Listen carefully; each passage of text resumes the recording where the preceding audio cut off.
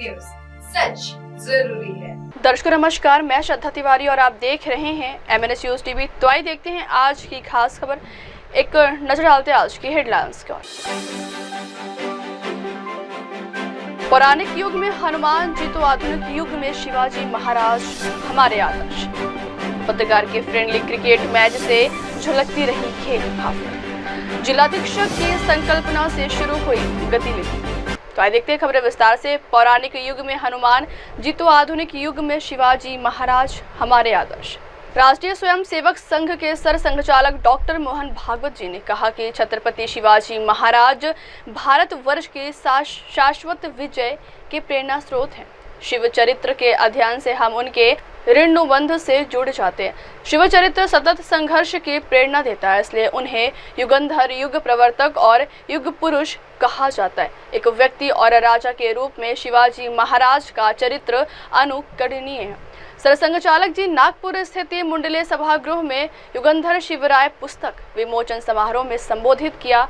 मुंडले सभागृह में आयोजित समारोह में उन्होंने कहा कि शिवाजी महाराज से प्रभावित होकर रविंद्रनाथ टैगोर ने कविता लिखी, स्वामी विवेकानंद ने उनकी कथा सुनाई, यहाँ तक कि दक्षिण भारतीय फिल्म के अभिनेता गणेशन ने शिवाजी महाराज के नाटक में उनकी भूमिका निभाई, तो उनका नाम भी शिवाजी गणेशन हो गया। शिवाजी महाराज ने संपूर्ण राष्ट्र को प्रभावित किया है। पौराणिक युग के हमारे आदर्श हनुमान जी हैं, तो आधुनिक युग में हमारे आदर्श शिवाजी महाराज हैं। पुढे नेत असताना मी या ठिकाणी आमंत्रित करतो प्राध्यापक डॉक्टर वैशालीताई उपाध्ये यांना की त्यांनी शिवमहिमा गायन करावं।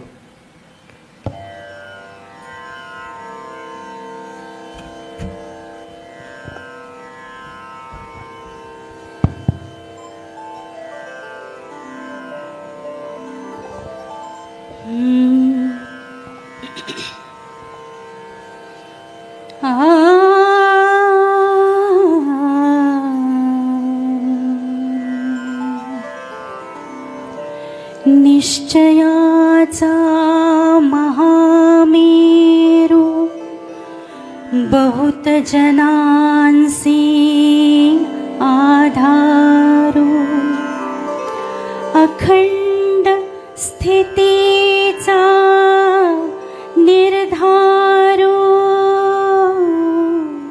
श्रीमंत योगी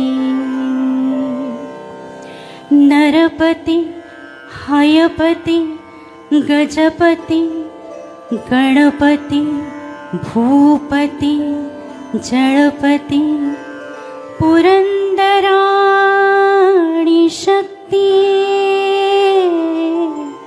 पृष्ठभागी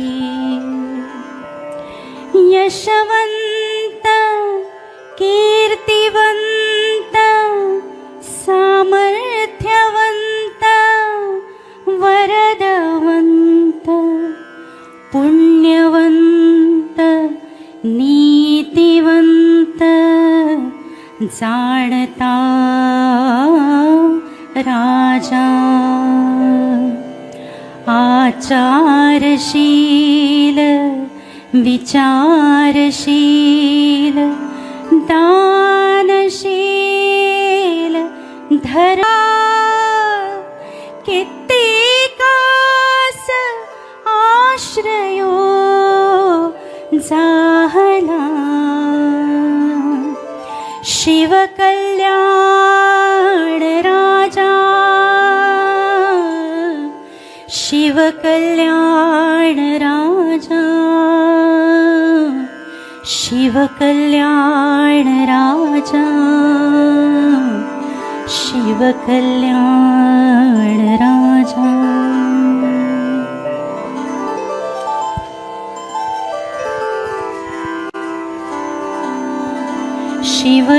शिवरायांचे आठवावे रूप शिवरायांचा आठवावा प्रताप शिवरायांचा आठवावा साक्षेप भूमंडळी शिवरायांचे कैसे बोलणे, शिवरायांचे कैसे चालणे, शिवरायांची सलगी देणे कैसे असे, सकल सुखांचा केला त्याग, म्हणून साधे जे तो योग, राज्य साधनांची लगबग कैसी केली, निश्चयाचा महामेरू बहुत जनांचे आधारू, अखंड स्थितीचा निर्धारू, श्रीमंत योगी, श्रीमंत योगी, श्रीमंत योगी.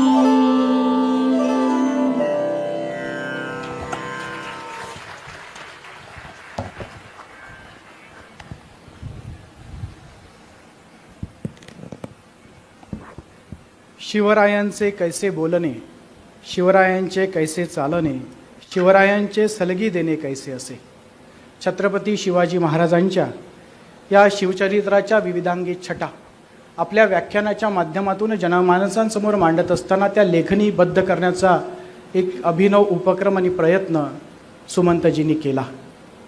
आणि त्यांचं स्वप्न होतं की हे लेखनीबद्ध शिवचरित्र प्रकाशित व्हावं, परंतु आज त्यांच्या जाण्यानंतर तो प्रकाशन सोहळा आज आपण अनुभवतो आहे. या ग्रंथाच्या प्रकाशनाच्या माध्यमातून त्याचा जो प्रवास राहिला, यासाठी सुमंतजींची जी धडपड होती, जो संघर्ष होता, तो संघर्ष, ती धडपड आपल्यासमोर प्रास्ताविकाच्या माध्यमातून मांडण्यासाठी मी आमंत्रित करतो या ठिकाणी सौ माणिकताई ढोले यांना.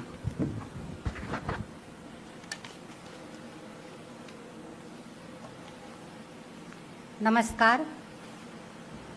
आदरणीय मंच आणि सन्माननीय सदन, मी माणिक विनय ढोले गडचिरोली, सुमनची आत्ते बहीण, या ठिकाणी सुमंतविषयी 2 शब्द बोलण्यासाठी आणि आजच्या कार्यक्रमाचे प्रास्ताविक करण्यासाठी मंचावर आलेले आहे. तर मंडळी, माझी आजी म्हणजे आम्ही लहान असताना काही श्लोक म्हणायची, त्यातील काही ओळी मला फार आवडायच्या. त्या होत्या, अनेक फुले फुलती, फुलोनिया सुकोनी जाती, कोणतयांची महती गणती ठेविली असे, परी जे गजेंद्र शुंडेने उपटिले, श्रीहरी चरणी अर्पण केले, कमलपुष्पते अमर ठेले, मोक्षदायी पावन. त्यावेळी अर्थ समजत नव्हता, कालांतराने समजला आणि आज त्या ओळी आम्हा सर्वांच्या मनाला हळुवार फुंकर घालणाऱ्या ठरतात. 4 वर्ष उरावरती भळभळणारी जखम घेऊन वावरणाऱ्या प्रत्येक जीवलगांना आज मला सांगावंसं वाटतं की श्रीहरी कधी कुणाची अपॉइंटमेंट घेत नाही. त्याला कमलपुष्प हवे होते, त्याला शिवचरित्र ऐकायचे होते, त्याने आपले पुष्प नेले. ते पुष्प होते सुमंत. सुमंत दत्ता टेकाडे, आजोबा आजी यांचा लाडका नातू, दत्ता मामा आणि मामी यांचा आज्ञाधारक व आदर्श पुत्र, मैथिलीचा विनयशील भाऊ, माधवीचा कर्तबगार आणि तितकाच जबाबदार पती, जान्हवी आणि सुश्रुत यांचा प्रेमळ बाबा, सर्व आत्या आणि मावशांचा लाडका भाचा आणि आम्हा सर्व भावंडांचा लाडका सुम्या. 20 मार्च 1983ला सुमनचा जन्म झाला.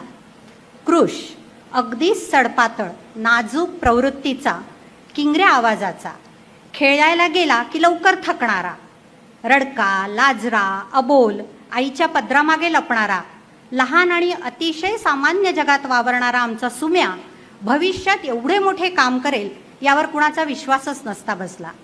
त्याला किती लहान पाहिलंय आम्ही.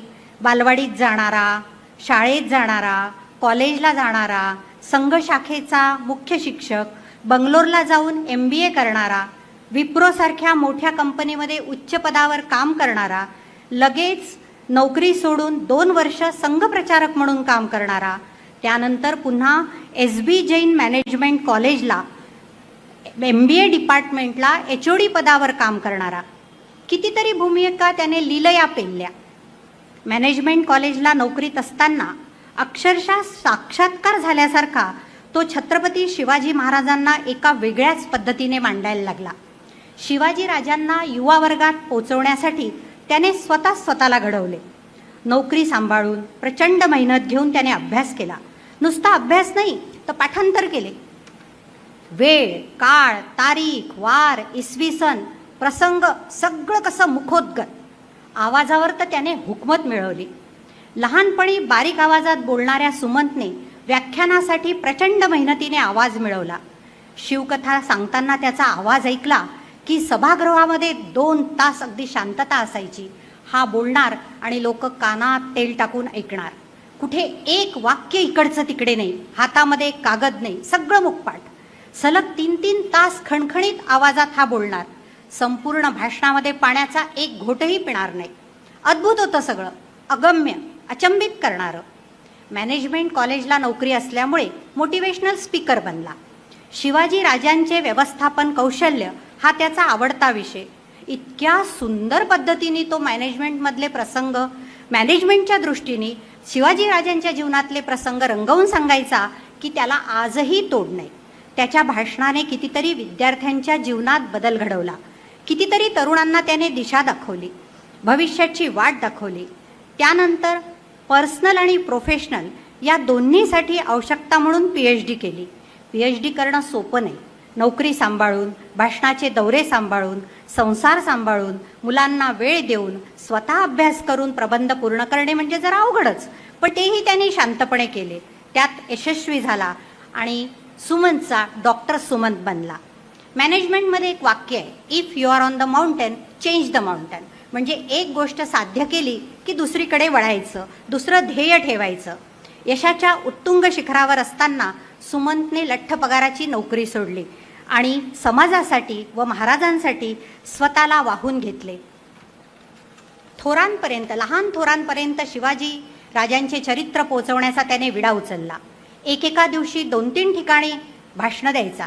ज्यांनी त्याचे भाषण ऐकले असेल त्यांना कल्पना असेल की काय ऊर्जा होती त्याच्या भाषणात, काय अभ्यास, काय पाठांतर, काय आवाज, कशाचं वर्णन करू. शिवाजी महाराजांचे व्यवस्थापन, राजकारण, समाजकारण, अर्थकारण, युद्धनीती, स्थापत्यशास्त्र, गुप्तहेर खाते, आरमार, गनिमी कावा असे एक ना अनेक विषय त्याने अभ्यासातून आत्मसात केले आणि महाराष्ट्राच्या कानाकोपऱ्यात पसरवले. पुण्याच्या लाल महालात शाहिस्तेखानावर झालेला हल्ला हा इतिहासातील पहिला सर्जिकल स्ट्राईक होता हे त्याने त्याच्या ओजस्वी वाणीतून लोकांना पटवून दिले. भाषणाच्या शेवटी दिलेली शिवगर्जना आजही कानात घुमते. औरंगजेब आपल्या शिवाजी राजांबद्दल जे बोलला तो एका नाटकातील उतारा होता. तो ज्या पद्धतीने, ज्या शैलीत म्हणायचा असे वाटायचे खराच औरंगजेब बोलतोय की काय. नुसता शिवाजी महाराजांचा अभ्यास करून तो थांबला नाही. त्याने स्वामी विवेकानंद, स्वातंत्र्यवीर सावरकर, गुरु गोविंद सिंग, भगतसिंग आणि आपले आराध्य दैवत भगवान श्रीकृष्ण या सर्वांचा सखोल अभ्यास केला. या सर्व विषयांवर त्याच्या शैलीत त्याने व्याख्यान तयार केले. शिवकथाकार सुमंत टेकाडे या नावाने उभ्या महाराष्ट्राला अक्षरशः वेड लावले. यानंतर बंगलोर, इंदोर, रायपूर, बिलासपूर, भोपाळ, नाशिक, पुणे, सुरत, गोवा, दिल्ली अशा विविध ठिकाणी छत्रपती राजांची गाथा सांगण्यासाठी तो झपाटल्यासारखा फिरला. थकून भागून दौरे करून यायचं, मुलांशी गप्पा मारायच्या, आईबाबांशी बोलायचं, बायकोला वेळ द्यायचा, रात्री उशिरापर्यंत लिखाण करायचं. केवढी धडपड, केवढी मेहनत, कमाल आहे. शिवकथेसोबतच कृष्णनेतीवरचे त्याचे व्याख्यान म्हणजे वक्तृत्वाचा उत्कृष्ट नमुना. असे म्हणतात, शतेषु जायते शूरा सहस्रेषु च पंडितः वक्ता दशसहस्रेषु दाता भवती वानवा. या श्लोकाचा अर्थ असा आहे की 100मध्ये एक शूरवीर असतो, 1000मध्ये एक व्यक्ती विद्वान असतो, 10,000मध्ये एक व्यक्ती चांगला वक्ता असतो आणि लाखामध्ये एक व्यक्ती दानी असतो. सुमंत वक्ता दशसहस्रेषु होता. प्रख्यात इतिहासकार शिवशाहीर बाबासाहेब पुरंदरे यांची त्याने सहकुटुंब भेट घेतली. त्यावेळी ते म्हणाले, तुम्ही फार छान बोलता हो आणि तुमचा अभ्यास फार दांडगा आहे. किती मोठी पावती होती ती. त्यानंतर आला करोना. करोना काळामध्ये लॉकडाऊन असल्यामुळे भाषणे बंद झाली. त्यावेळी त्याने ऑनलाईन शिवाजी महाराजांची गोष्ट सुरू केली. त्यासाठी उतारे निवडणं, प्रसंग निवडणं, त्याचा अभ्यास करणं, घरी शूटिंग करणं, ते एडिटिंगला पाठवणं आणि त्यानंतर ते यूट्यूबवर टाकणं, यातच तो व्यस्त होता. अल्पावधीतच ती सिरीज लोकप्रिय झाली. लहान मुलांना तर ती मेजवानी होती. असा हा आमचा सुमंत. प्रचंड मेहनती, कर्तबगार, लाघवी, सोज्वळ, सर्वांनाच जवळचा वाटणारा, थोरांचा आदर करणारा, लहान मुलांमध्ये रमणारा, तरुणाईला दिशा देणारा, अजात शत्रू असलेला आमचा भाऊ. महाराजांचे कर्तृत्व सांगता सांगता महाराजांप्रमाणे कमी वयात आम्हाला धक्का देऊन गेला. अकस्मात गेला, अचानक गेला. करोनाच्या वादळामध्ये एक प्रकाशमान तारा नभोमंडळातून अचानक लुप्त झाला. समाजातील नकारात्मकतेच्या विरुद्ध आपल्या ओघवत्या वाणीने सकारात्मकतेचा प्रचार. अगली खबर, पत्रकार के फ्रेंडली क्रिकेट मैच से झलकती रही खेल भावना. पुलिस पत्रकारों के फ्रेंडली क्रिकेट मैच के नाम रहा. दोनों समूहों के बीच दोस्ताना बढ़ाने के लिए पुलिस बनाम पत्रकार के बीच रोमांचक मैच खेला गया.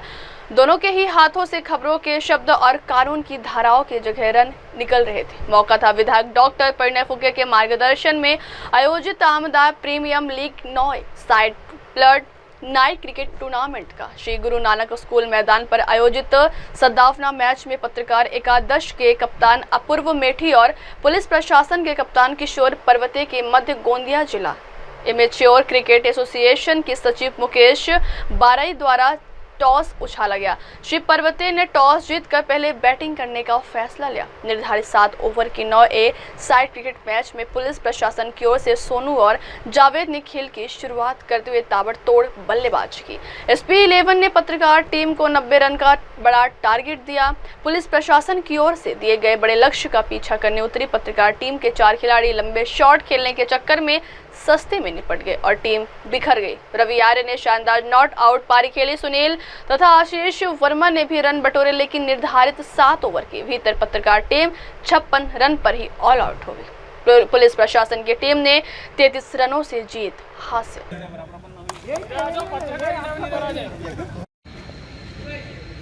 वो आराम से खेलने लग गया. अबे जयंता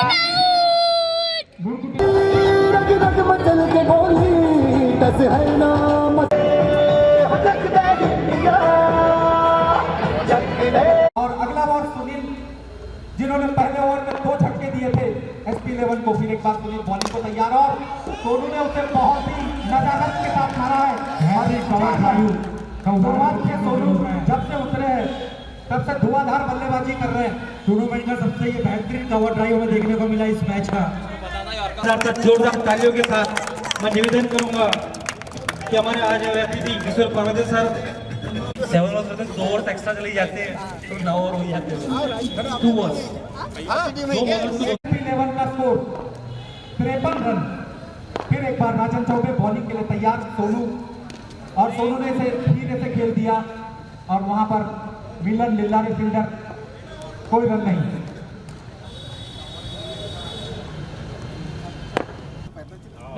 दोनों टीमों को कैमरे में कैद करते हुए ये सुनहरा पल. अगली खबर, जिलाधीक्षक के संकल्पना से शुरू हुई गतिविधि. पवित्र नगरी शेगांव में संत गजानन महाराज के दर्शन के लिए राज्यों से ही नहीं बल्कि देश भर से श्रद्धालु आते हैं. इस स्थान पर ऑटो चालकों के साथ कोई विवाद न हो और श्रद्धालुओं को कोई परेशानी न हो, इसके लिए बुल्ढाना जिला पुलिस प्रशासन ने प्रायोगिक तौर पर शेगांव में ऑटो की प्रीपेड सेवा शुरू की। जिला पुलिस अधीक्षक विश्व पानसरे ने गुरुवार को शेगांव रेलवे स्टेशन पर इस सेवा का शुभारंभ किया गया। भक्तों के साथ शहर के नागरिक शेगांव रेलवे स्टेशन से इस प्रीपेड ऑटो सेवा का लाभ उठा सकते हैं। रेलवे स्टेशन से संत गजानन महाराज मंदिर तक किराया 10 रुपये प्रति व्यक्ति है और आनंद सागर और शहर के अन्य स्थानों से किराया 20 रुपये। बुल्ढाना जिला पुलिस अधीक्षक विश्व पानसरे ने अपने भाषण में बताया कि शेगांव में यह सेवा प्रायोगिक आधार पर है और इस पहल को जिले के अन्य शहरों में भी लागू किया जाएगा। कार्यक्रम में अपर पुलिस अधीक्षक सैनिक लोढ़ा शेगांव, थानेदार नितिन पाटिल, पुलिस सहायक निरीक्षक सोनटक्के ने भी ऑटो चालकों का मार्गदर्शन किया। पुलिस अधीक्षक विश्व पानसरे ने श्रद्धालुओं और यात्रियों से ऑटो प्रीपेड सेवा का लाभ उठाने की अपील की। चालू केली होती आणि तिथे रिक्षावाल्यांची आणि प्रवाशांची हुज्जत होणे, हुज्जती म्हणून तो प्रकार विकोपाला जाणे त्याच्या मार्गे तुम्ही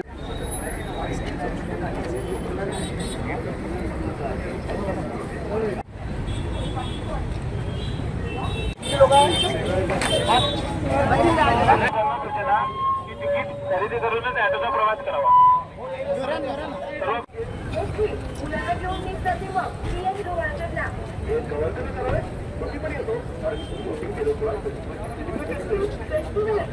व्यास साहेब, उपस्थित सर्व माझे पोलीस अधिकारी, सहकारी, रिक्षा चालक बांधव, प्रवासी बांधव आणि उपस्थित आणि आपल्याला सामान्य माणसाचा जो गैरमत होत असतो त्याचा आपण जीवनमान स्वीकार करत आहोत, तो आलं की त्याला जास्त होत प्रीपेड रिक्षा ही सेवा सुरू करण्यात आली आणि तुम्हाला गेल्या 15 दिवसापासून आमची यामध्ये काम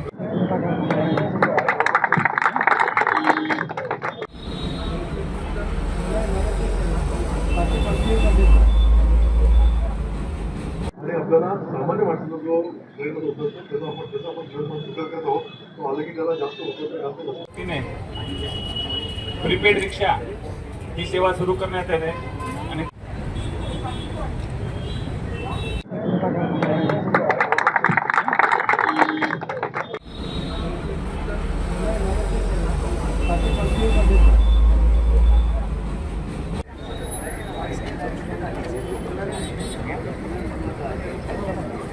तुम्हाला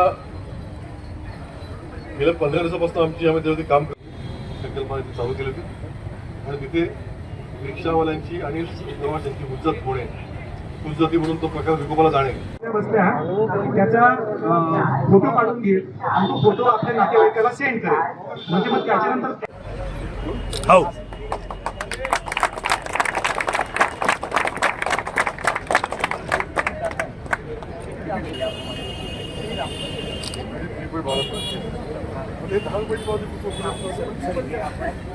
त्याच्या मार्गे तुम्ही त्याचा फोटो काढून घे आणि तो फोटो आपल्या नातेवाईकाला सेंड करेल, म्हणजे मग त्याच्यानंतर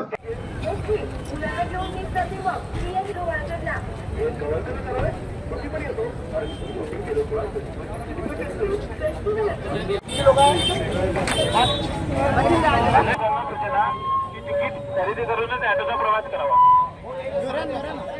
व्यास साहेब, उपस्थित सर्व माझे पोलीस अधिकारी, सहकारी, रिक्षा चालक बांधव, प्रवासी बांधव आणि उपस्थित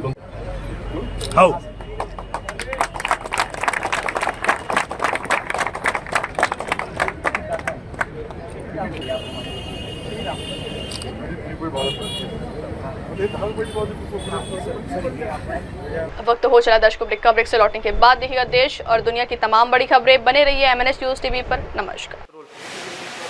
हाय हेलो नमस्कार, मैं हूं पंकज विष्णु और आप देख रहे हैं MNS न्यूज। आप देख रहे हैं MNS न्यूज, सच जरूरी।